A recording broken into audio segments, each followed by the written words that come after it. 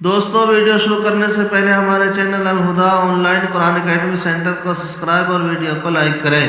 بسم اللہ الرحمن الرحیم۔ اسلامی تاریخ خندق کھودنے میں صحابہ کی قربانی۔ صحابہ کرام رضی اللہ عنہم اجمعین نے سخت سردی، بے سر و سامانی اور فاقہ کشی کے باوجود پوری ہمت و استقامت کے ساتھ خندق کھودنے کا کام انجام دیا۔ حضرت ابو طلحہ نے بھوک کی شدت سے اپنا پیٹ کھول کر دکھایا جس پر ایک پتھر بندھا ہوا تھا۔ یہ دیکھ کر رسول اللہ صلی اللہ علیہ وسلم نے اپنے پیٹ سے کپڑا ہٹایا تو صحابہ دیکھا اس پر 2 پتھر بندھے ہوئے تھے۔ ایک دن رسول اللہ صلی اللہ علیہ وسلم صبح سویرے سخت سردی اور بھوک پیاس کی حالت میں صحابہ کو خندق کھودتے ہوئے دیکھ کر یہ دعا دی: اللہم لا عیش الا عیش الآخرہ فاغفر للانصار والمہاجرہ۔ اے اللہ، اصل زندگی تو آخرت کی زندگی ہے، تو انصار اور مہاجرین کی مغفرت فرما۔ یہ سن کر صحابہ جوش میں محبت میں کہنے لگے: نحن الذی بایعوا محمد علی الجہاد ما بقینا ابدا۔ ہم نے مرتے دم تک محمد صلی اللہ علیہ وسلم کے ہاتھ پر جہاد کی بیعت کی۔ صحابہ کرام رضی اللہ عنہم اجمعین کو دوران خندق کوئی رکاوٹ پیش آتی تو آپ صلی اللہ علیہ وسلم پانی میں اپنا لعاب ڈال کر اللہ سے دعا فرماتے اور پانی چھڑک دیتے تو وہ چٹان ریت کے تودے کی طرح نرم ہو جاتی۔ غرض دشمن کے آنے سے پہلے اہل مدینہ نے اپنی حفاظت کا انتظام مکمل کر لیا۔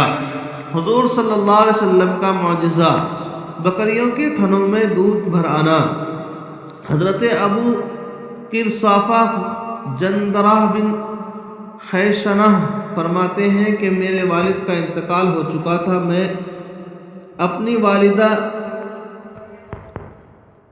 اور خالہ کی پرورش میں تھا۔ جب میں بکریاں چرانے جاتا تو میری خالہ مجھ سے کہتی تھی کہ محمد کے پاس کبھی مت جانا، وہ تجھے گمراہ کر دیں گے، لیکن پھر بھی میں بکریاں لے کر گھر سے نکلتا اور بکریوں کے چرنے کے لیے چھوڑ دیتا اور میں رسول اللہ صلی اللہ علیہ وسلم کی مجلس میں چلا جاتا اور ان کی باتیں سنتا۔ جب میں شام کو بکریاں لے کر واپس گھر جاتا تو میری خالہ کہتی کہ بکریوں کے تھن کیوں خشک ہوئے؟ تو میں کہتا پتہ نہیں۔ دوسرے دن بھی یہی کہا۔ تیسرے دن بھی میں معمول کے مطابق بکریوں کو چھوڑ کر حضور صلی اللہ علیہ وسلم کی مجلس میں گیا اور اسلام قبول کر لیا، اور ساتھ ساتھ میں نے اپنی خالہ کا اور میری بکری کا معاملہ حضور صلی اللہ علیہ وسلم سے بیان کیا۔ تو حضور صلی اللہ علیہ وسلم نے فرمایا بکریاں لے آؤ۔ میں لے کر آیا تو حضور صلی اللہ علیہ وسلم نے بکریوں کے پیٹ اور تھنوں پر اپنا مبارک ہاتھ پھیرا اور برکت کی دعا دی تو ساری بکریاں موٹی ہو گئی اور تھنوں میں دودھ بھر آیا۔ جب شام کو میں بکریاں لے کر گھر آیا تو خالہ نے فرمایا کیا بات ہے؟ تو میں نے کہا روزانہ جہاں چراتا تھا آج بھی وہیں چرائے ہیں، لیکن میں اپنا واقعہ بیان کرتا ہوں۔ چنانچہ جب میں نے والدہ اور خالہ کے سامنے سارا واقعہ بیان کیا تو وہ خود کہنے لگی ہمیں بھی محمد صلی اللہ علیہ وسلم کے پاس لے چلو۔ ان کو لے گیا تو وہ دونوں بھی اسلام قبول کر لیا اور حضور صلی اللہ علیہ وسلم کے ہاتھ پر بیعت کی۔ ایک فرض کے بارے میں امانت کا واپس کرنا۔ قرآن میں اللہ تعالیٰ فرماتا ہے اللہ تعالیٰ تم کو حکم دیتا ہے کہ جن کی امانتیں ہیں ان کو لوٹا دو۔ فائدہ: اگر کسی نے کسی شخص کے پاس کوئی چیز امانت کے طور پر رکھی ہو تو مطالبے کے وقت اس کا ادا کرنا ضروری ہے۔ ایک سنت کے بارے میں نیک اولاد کی دعا۔ نیک اور صالح اولاد کے لیے اس دعا کا اہتمام کرنا چاہیے: ربی حب لی من الصالحین۔ ترجمہ: اے اللہ میرے رب مجھے نیک اولاد عطا فرما۔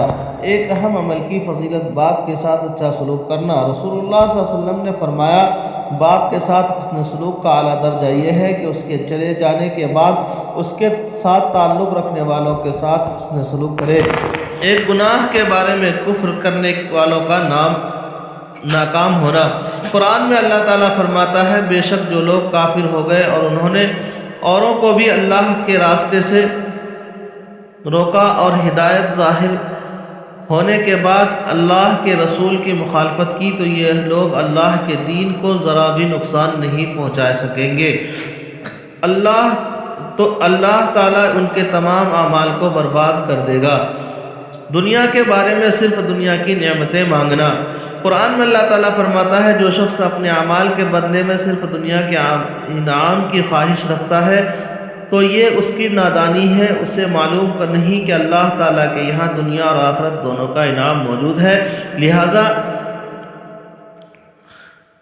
دنیا اور آخرت دونوں کی نعمتیں مانگو۔ اللہ تمہاری دعاؤں کو سنتا اور تمہاری نیتوں کو دیکھتا ہے۔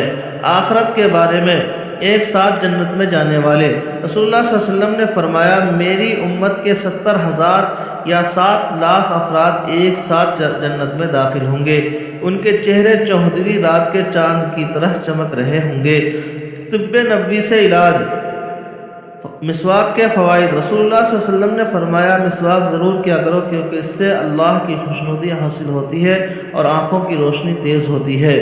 نبی کریم صلی اللہ علیہ وسلم کی نصیحت، رسول اللہ صلی اللہ علیہ وسلم نے فرمایا تم اللہ کی عبادت اس طرح کرو گویا تم اس کو دیکھ رہے ہو، تم اپنے آپ کو مردوں میں شمار کرو، پھر ایک ایک پتھر اور درخت کے پاس اللہ کو یاد کرو، اور جب تم کو کوئی برا کام کر بیٹھو تو اس کے ساتھ ہی اچھا کام کر دیا کرو۔ پوشیدہ گناہ کے بدلے پوشیدہ نیکی اور کھلم کھلا گناہ کے بدلے کھلم کھلا نیکی کیا کرو۔ اللہ تبارک تعالیٰ عمل کرنے کی توفیق نصیب فرمائے۔ چینل کو سبسکرائب اور ویڈیو کو لائک کریں۔